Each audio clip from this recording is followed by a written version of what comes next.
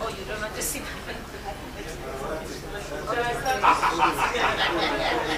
I want to start with my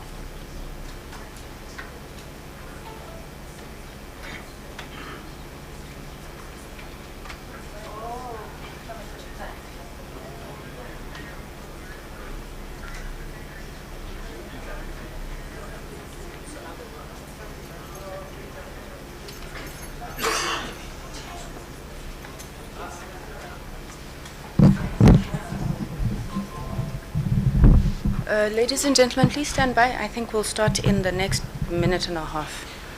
or so. Huh? It's on.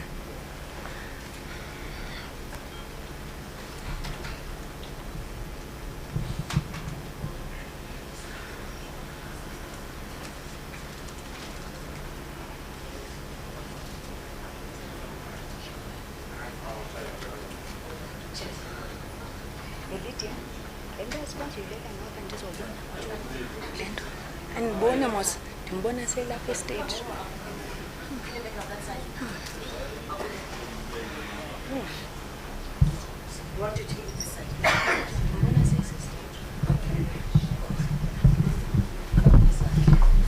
May we all rise for the arrival of the President of the Republic of South Africa.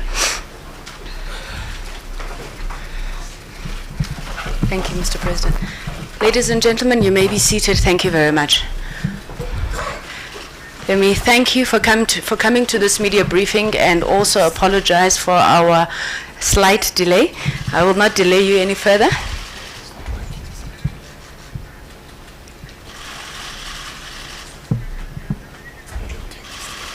Can we have assistance at the back there?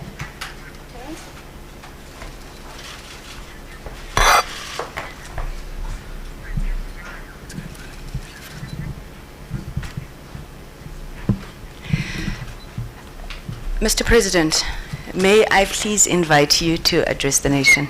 Thank you, sir. Well, thank you very much, and good evening to all of you who are here and those who may well be watching from home. And fellow South Africans, in the election of the 8th of May, our people provided this administration with a clear mandate to accelerate inclusive economic growth, act with greater urgency to tackle poverty, improve government services, fight corruption, as well as to end state capture. If we are to give effect to this mandate, we need a capable, efficient, and ethical government. Today, we are announcing some of the outcomes of the reconfiguration of national government. As I indicated in the State of the Nation address in February 2018, I said it is critical that the structure and the size of the state is optimally suited to meet the needs of the people, as well as to ensure the most efficient allocation of public resources. In undertaking this review of state reconfiguration, we've been guided by the need to build a modern developmental state that has the means to drive economic and social transformation, to embrace innovation, and to direct the effort and resources towards where they will have the greatest impact. All South Africans are acutely aware of the great economic difficulties that our country is going through right now. But they are also aware of the constraints that have been placed on our public finances. It is therefore imperative that in all areas and spheres of government, we place priority on revitalizing our economy, while at the same time exercising great care in the use of public funds. To promote greater coherence, better coordination, and improved efficiency, we have combined a number of portfolios, and by doing so, we have reduced the number of ministries, or ministers rather, from 36 to 28. This is a significant move of downscaling our state. Many people believed that our government, which is meant to serve 57 million people, was bloated, and this was agreed right across the board. And let me immediately say that I'm truly grateful for the inputs, suggestions, and proposals that we have received from a number of quarters, where South Africans of their own volition came forward and made a number of wonderful suggestions. And these suggestions have been filtered through various processes, and they have enabled us and given us great wisdom in reconfiguring the state, that the government. And let me immediately say, a reconfigured state is an ideal, but we also see it as a process.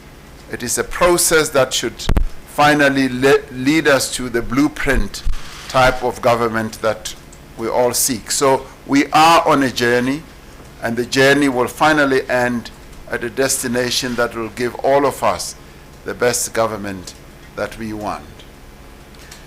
So in this regard, the reconfiguration that we've embarked on, these are some of its outcomes, but some of them. Trade and industry is combined with economic development into being one ministry. Higher education and training is combined with science and technology. Environmental affairs is combined with forestry and fisheries. Agriculture is combined with land reform and rural development. Mineral resources is combined with energy. Human settlements is combined with water and sanitation. Sports and recreation is combined with arts and culture. We had already, as many of us will recall, combined telecommunications and communications. We have also decided to add other responsibilities to other departments. In the case of public works, we decided to add infrastructure development. And in the case of the labor, we've decided to add employment, so that we demonstrate that indeed our country is on a journey of creating jobs, and therefore our ministry will now be called the Ministry of Employment and Labor. If we are to make effective progress in building the South Africa that we all yearn for and the South Africa that we all want, it is important that we deploy into positions of responsibility people who are committed, people who are capable, hardworking, and who have integrity. In appointing a new national executive of the country, I have taken a number of considerations into account, including experience, continuity, competence, generational mix, and demographic mix as well, and regional diversity. The people who I am appointing today must realize that the expectations of South African people have never been higher and they've never been greater than they are at the moment, and that those people I will be appointing have a huge responsibility on their shoulders. Their performance, individually and collectively, will be closely monitored against specific outcomes. I will be signing performance agreements with each and every one of the ministers and deputy ministers, which will be evaluated regularly against clearly stated targets and clearly stated performance outcomes. And where implementation is unsatisfactory, action will be taken. I've decided, therefore, to make the following appointments to the National Executive. The Deputy President is David Mabuza. The Minister of Agriculture, Land Reform and Rural Development is Togo Didiza. The Deputy Minister in that department, there will be 2 deputy ministers because of the enormity of the task and the extent of the responsibilities that have to do with agriculture, land reform, and rural development. The two deputy ministers will be Sdumo Dlamini and Mcebisi Skwacha. The Minister of Basic Education is Angie Motsecha. The Deputy Minister is Dr. Regina Mhaule. Minister of Communications is Stella Ndabeni Abrahams. Deputy Minister is Pinky Kekan. Minister of Cooperative Governance and Traditional Affairs is Dr. Nkosazana Dlamini Zuma. Deputy Ministers, there will be two, because of the importance and the enormity of the task at hand that has to do with cooperative governance, impacting on local government, impacting on traditional affairs, and impacting also on how national, provincial, and local government cooperate. The deputy ministers, therefore, will be Pax Tau and Obet Babela. Minister of Defense and Military Veterans is Nosiviwe Mapisa Ngakula. Deputy Minister is Tabang Makwetla. Minister of Environment, Forestry and Fisheries is Barbara Krisi. Deputy Minister is Megi Sochu. Minister of Employment and Labor is Tulas Ngesi. Deputy Minister is Buitumelo Muloi. Minister of Finance is Tito Mboweni. Deputy Minister of Finance is Dr. David Masondo. Minister of Health is Dr. Zwelini Mkize. Deputy Minister of Health is Dr. Joe Patla. Minister of Higher Education, Science and Technology is Dr. Blade Nzimande. Deputy Minister is Buti Manamela. Minister of Home Affairs is Dr. Aaron Mutwaledi. Deputy Minister is Njabulo Nzuza. Minister of Human Settlements, Water and Sanitation is Lindiwe Sisulu. Deputy Ministers, because international relations is such a vast portfolio which involves interacting with multilateral organizations around the world, the UN, the AU, and many other countries as well. We need two deputy ministers, and they will be Alvin Buotes and Kendif Mashichu Dlamini. Minister of Justice and Correctional Services is Ronald Lamula. Deputy Minister will be John Jeffrey and Inkosi Patekile Holomisa. Minister of Mineral Resources and Energy will be Gwede Mantashe. Deputy Minister will be Bavelile Shongwa. Minister of Police is General Begi Kele. Deputy Minister is Castle Matale. Minister in the Presidency is Jackson Mtembu. Deputy Minister in the Presidency is Tembi Siweya. Minister in the Presidency for Women, Youth and Persons with Disabilities is Maite Nkwana Mashabane. Deputy Minister is Professor Thengiwe Mkize. Minister of Public Enterprises is Pravin Gordon. Deputy Minister is Pumulo Maswale. Minister of Public Service and Administration is Senzo Mkunu. Deputy Minister is Cindy Chikunga. Minister of Public Works and Infrastructure is Patricia DeLille. Deputy Minister is Nokolo Kivit. Minister of Small Business Development is Kumbudzo Nchabeni. Deputy Minister is Rosemary Kapa. Minister of Social Development is Lindiwe Zulu.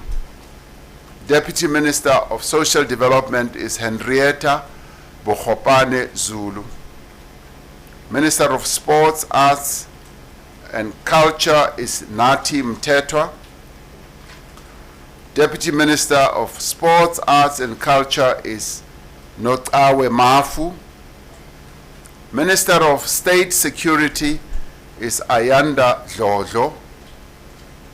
Deputy Minister of State Security is Zizi Kodwa. Minister of Tourism is Nkensani Kubai Ngubani. Deputy Minister is Fish Mahlalela. Minister of Trade and Industry is Ibrahim Patel. Deputy Ministers will be Fikile Majola and Nomalungelo Gina. Minister of Transport is Fikile Mbalula. Deputy Minister of Transport is Dikeledi Magadzi. These men and women we have appointed to the executive are drawn from all corners of our country. They will all be sworn in tomorrow by the Chief Justice. For the first time in the history of our country, half of all the ministers are women. 50% of our ministers are now women. We have also included a significant number of young people. This is in fulfillment of our commitment to giving young people roles of responsibility in all sectors of society. This is part of a generational transition in which we are creating what we call a pipeline of leaders to take our country further into the future. In conclusion, I would like to express my appreciation for all those outgoing members of the executive who served the country so ably in the 5th administration. We continue to value their experience, their skills, their inputs, and their contributions. And I will be finding and seeking ways, suitable ways of getting areas of responsibilities that they can continue serving our country. In other words, those who have not been able to get into the 6th administration government,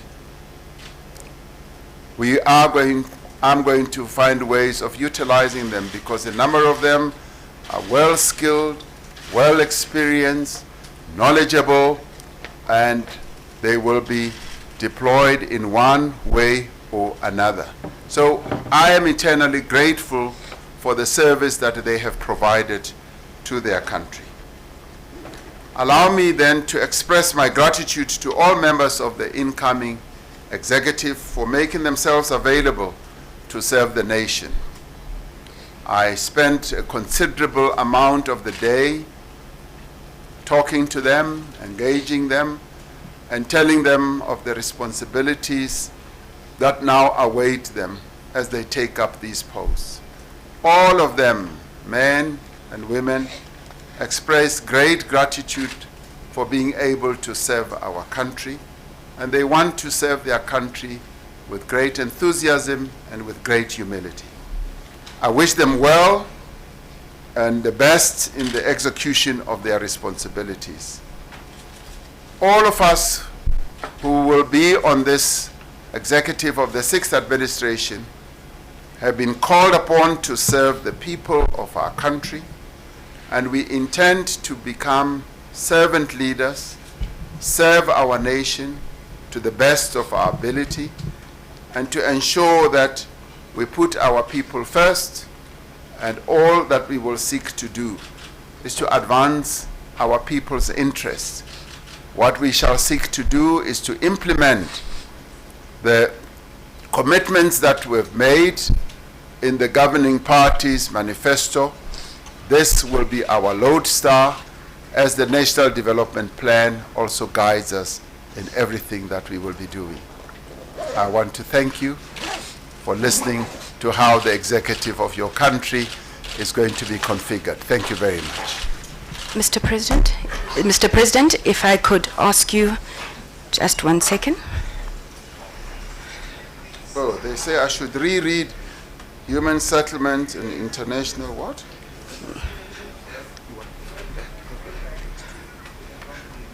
I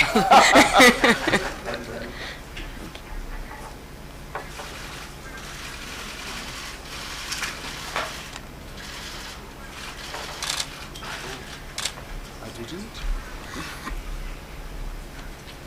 Oh.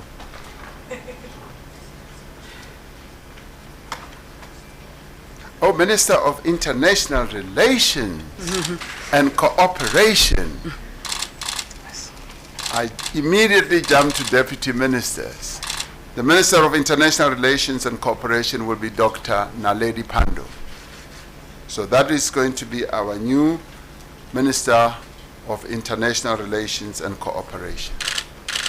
With that, ladies and gentlemen, yes, it's been a long day of consultation and discussion, and this is what it has all come down to. And I think it's a well-balanced executive. It's an executive of men and women who are rearing and ready to serve our country with a great deal of commitment and enthusiasm. Thank you very much.